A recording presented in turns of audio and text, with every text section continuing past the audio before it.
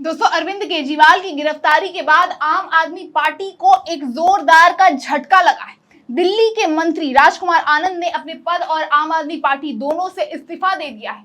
वहीं दोस्तों, इस इस्तीफे ने मोदी और ईडी की दोस्ती से भी पर्दा उठा दिया है। क्यों दिया राजकुमार आनंद ने आम आदमी पार्टी समेत मंत्री पद से इस्तीफा, साथ ही इसके पीछे ईडी और मोदी सरकार की दोस्ती का खुलासा कैसे हुआ है, जानने के लिए आपको वीडियो के अंत तक बने रहना पड़ेगा और चैनल को सब्सक्राइब भी करना पड़ेगा। नमस्कार, स्वागत है आपका देश नीति में।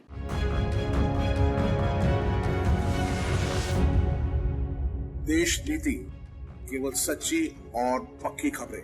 दिल्ली के मंत्री राजकुमार आनंद ने अपने पद और आम आदमी पार्टी दोनों से इस्तीफा तो दे दिया है, साथ ही आम आदमी पार्टी पे दाग भी लगा दिए।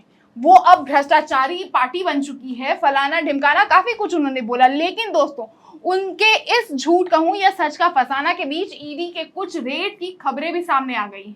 जी दोस्तों, नवंबर 2023 में कस्टम्स लिंक से जुड़े किसी मनी लॉन्ड्री मामले में ईडी ने राजकुमार आनंद के घर की तलाशी ली थी। डायरेक्टरेट ऑफ रेवेन्यू इंटेलिजेंस के एक लोकल कोर्ट में एक शिकायत में 7 करोड़ रुपए से अधिक की सीमा शुल्क चोरी के लिए आयात में झूठी घोषणाओं का आरोप लगाया था। इसके बाद ईडी ने राजकुमार आनंद के खिलाफ शिकायत तक दर्ज की थी और हालिया सौरभ भारद्वाज के खुलासे के हिसाब से दोस्तों, मुख्यमंत्री केजरीवाल के जेल जाने के बाद से उन पे और उनके परिवार पर कई तरह के दबाव थे।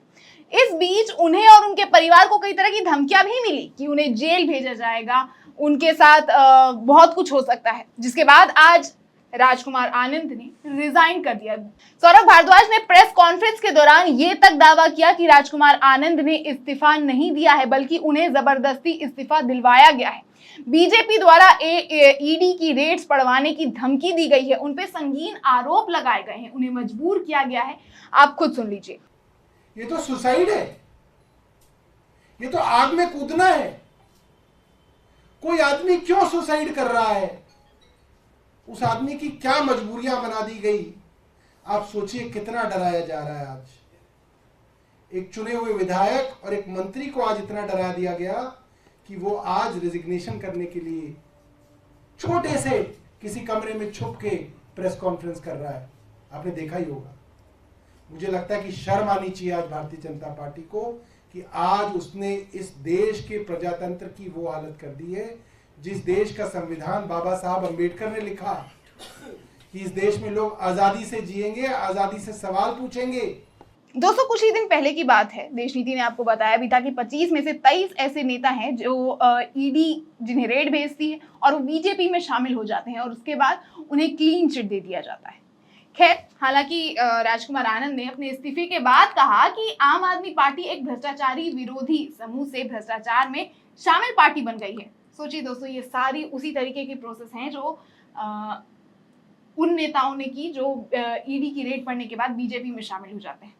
खैर, उन्होंने अरविंद केजरीवाल की गिरफ्तारी से भी इस बात को स्पष्ट किया। खैर, पटेल नगर से विधायक राजकुमार आनंद दिल्ली सरकार और आम आदमी पार्टी के ऐसे पहले मंत्री हैं जिन्होंने केजरीवाल की गिरफ्तारी के बाद अपने पद और आम आदमी पार्टी दोनों से इस्तीफा दिया है। और ना सिर्फ इस्तीफा दिया बल्कि साथ में कई तरह के एलिगेशंस भी लगाए। उन्होंने आम आदमी पार्टी पर पार्टी में स्टाफ नेतृत्व पदों पर भेदभावपूर्ण व्यवहार करने का भी आरोप लगाया। उसके बाद राजकुमार आनंद ने कहा कि आम आदमी पार्टी में कोई दलित विधायक या पार्षद नहीं, दलित नेताओं को नेतृत्व पदों पर भी नियुक्ति नहीं की जाती। अगर मैं दलितों के लिए काम नहीं कर सकता तो पार्टी में रहने का कोई मतलब नहीं, जो कि चौंकाने वाली बात है दोस्तों। मतलब ये तो वही वाली बात हो गई कि आसमान से टपके खजूर पर अटके। मतलब आम आदमी पार्टी में अगर आरक्षण नहीं है तो कांग्रेस छोड़ के कौन सी ऐसी पार्टी है जिसमें आरक्षण है, और अगर है भी तो अस्तित्व में कौन उसे लागू करता है। तो क्या राजकुमार आनंद अब कांग्रेस में शामिल होंगे, और नहीं होंगे तो क्या इस बात को सही समझा जाएगा जो सौरभ भारद्वाज ने जो एलिगेशंस लगाए? अगर राजकुमार आनंद इस बयान के बाद खासकर बीजेपी में शामिल हो जाते हैं तो सौरभ भारद्वाज के लगाए गए आरोप को क्या उसे सच माना जाएगा? और खासकर जब दिल्ली के चीफ मिनिस्टर खुद इस समय जेल में हैं और जेल से सत्ता चला रहे हैं, तो ऐसे में वो इस रिक्त पद का चयन कैसे करेंगे? और जब वो चयन ही नहीं कर पाएंगे तो इस रिक्त पद पर फिर से बीजेपी सवाल उठाएगी, जो कि अपने आप में फिर से एक और बार सवाल खड़ा करता है कि क्या जो सौरभ भारद्वाज राजकुमार आनंद के इस्तीफे के बारे में बोल रहे हैं वो सच है, और क्या अब इससे केजरीवाल की मुसीबतें बढ़ने वाली है? जहां एक तरफ बीजेपी लगातार आम आदमी पार्टी पर वार किए जा रही है और ईडी हर तरीके से आम आदमी पार्टी के हर नेता को चुन चुन के ढूंढ के समन भेज रही है, एक के बाद एक जो है बीजेपी भी इन पर पहाड़ खड़ा कर रही है। कभी ये तीसरी दावा करती है कि उन्हें बीजेपी वाले जो है बीजेपी ज्वाइन करने का प्रपोजल दे रहे हैं, वहीं अब राजकुमार आनंद भी इस्तीफा दे देते हैं।